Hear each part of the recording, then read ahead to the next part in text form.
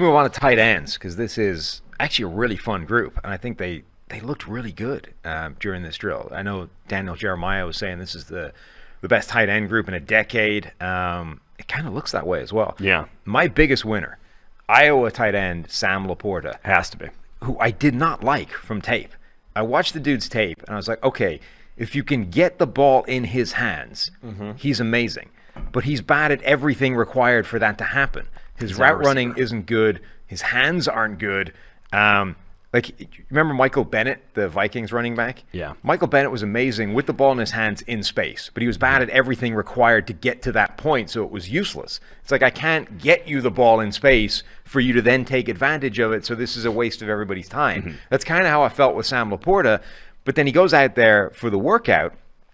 One, I think, measured bigger than he was supposed to be, right? He found an extra inch in height. He was 6'4", 245, but then he looked so smooth. Like, his movement was fluid. His catching was good. He caught the ball well. Like, it didn't look like he was fighting it the way he did on his tape sometimes, and just sort of generally put the kind of performance together, independent of the workout numbers, just from the drills, that made me go, I'm going to need to go back to that guy's tape and figure out why it wasn't as good in game. Yeah. But, like, that showed that he has the skill set to be that guy. Yeah, he's very interesting because I didn't see this caliber of athlete on tape. I think he was a good athlete for sure, but I didn't see, like, he tested out better than Luke Musgrave, the Oregon State tight end, who everyone was, billing as the freak in this draft class. And Musgrave still tested well, and I still truly believe he is a unique dude that you can do some different things with. But Laporta as well. I think he's immediately going to be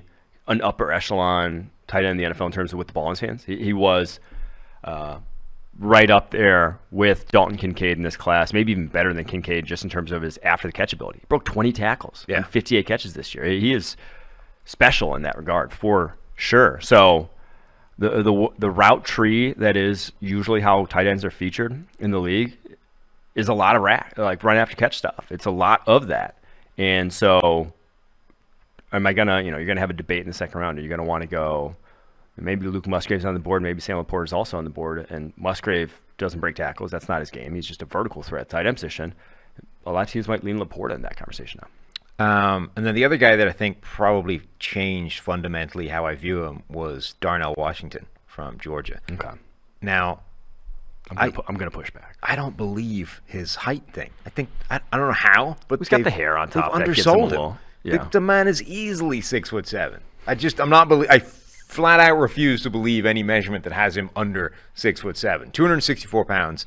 Now he's getting comped a lot to Mercedes Lewis for similar reasons. Giant, sort of freak-bodied tight end, and is primarily a blocker effectively because of that. I thought he moved better than that. I thought he showed that and obviously had one of the most spectacular random ass catches in the drills. Like he had the end zone fade thing where he just one hand plucks it out of the air and taps the feet down.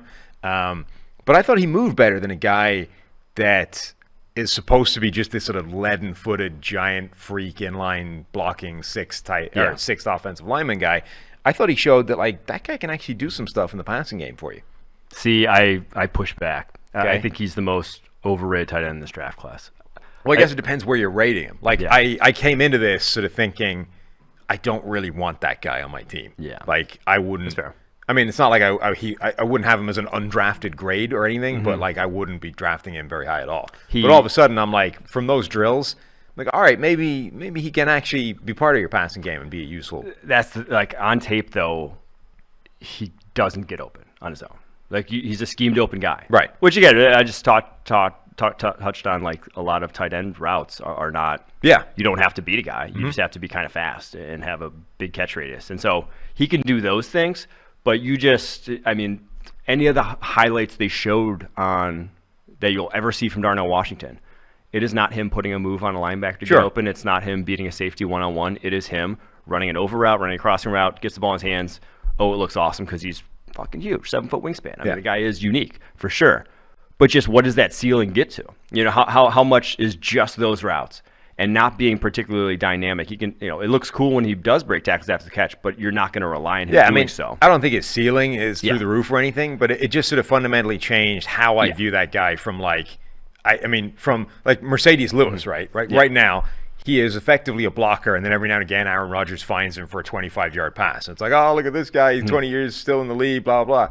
Like, that was sort of how I was viewing him going into this. And now it's like, actually, he could be a useful tight end in your offense more than just like one catch every 2 weeks. Yeah. So Mercedes Lewis tapped out at 700 yards as a career high in 2010. The only time he's ever gone over 600. Like, what's that worth? Is like I'm more pushing back on like that being a first round player. No, I wouldn't. I just don't think he's ever good. If that's what you're getting, that's not a first round. No, I wouldn't take him anywhere near the first round. Yeah. But I was talking about him before that as like a day 3 dude that maybe I'd spend a late round pick on. Now I'm like, okay, maybe middle of the round, middle round somewhere. I think loser the tight end position though. Michael Mayer. Yes. To 4.7 is where I expected, but I expected him to be like 260. I was going to say, where did the weight go? 249.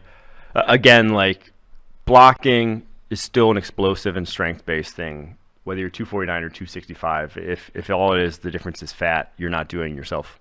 It's not that you'd rather not have the fat, truthfully. So if you did just shed that, more power to him. That's where you'd rather him be. But that's still a below-average athlete, no matter how you want to slice it, compared to the elites at the position. It's more than good enough to be a guy that gets a somewhat featured role in your offense, but it's never going to be Travis Kelce. I did not love his tape when I went to watch it. I went into the tight end position expecting to think that Kincaid was being overrated and Mayer is actually the guy that you want out of this as the all-rounder tight end, the guy that's good at everything. And I ended up coming out of it going, Kincaid is way better than Mayer. Okay, Mayer's a better blocker, but Kincaid is so much better in the passing game. Yeah, and when you watch Mayer's tape, most of his wins are like he's just bigger than people. So, okay, that's fine. That works. Like I was kind of getting Gronk light feel from his tape.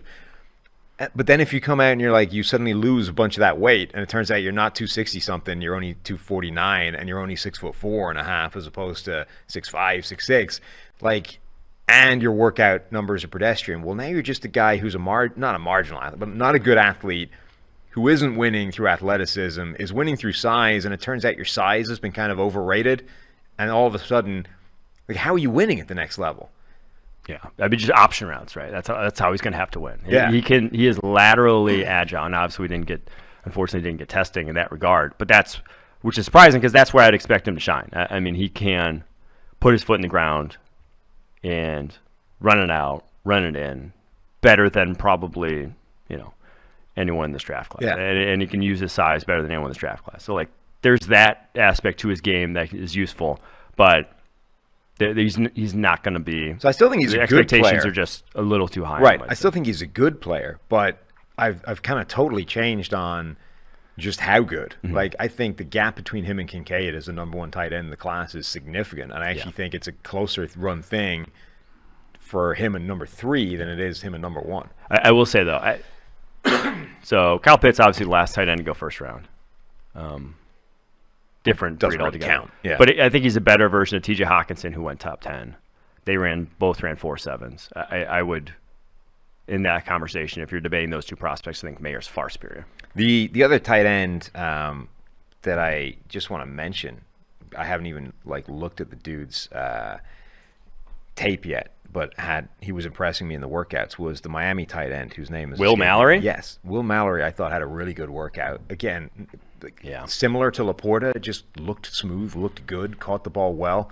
It just looked good at everything he was doing. Yeah, Mallory had a great testing day for himself, but he's 239 pounds.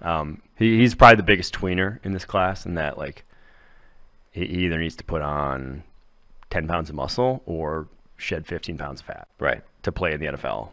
What he showed up as, just he's unplayable as a blocker right now. So yeah, though I think okay, so his PFF grades aren't great either. There's not a lot to love about him other than the how he looked just randomly running drills. Yeah. But still, I thought that's what you take day 3, right? I thought he was impressive in the workout. You'd rather take that guy day 3 than a guy who has reliable hands. Yeah.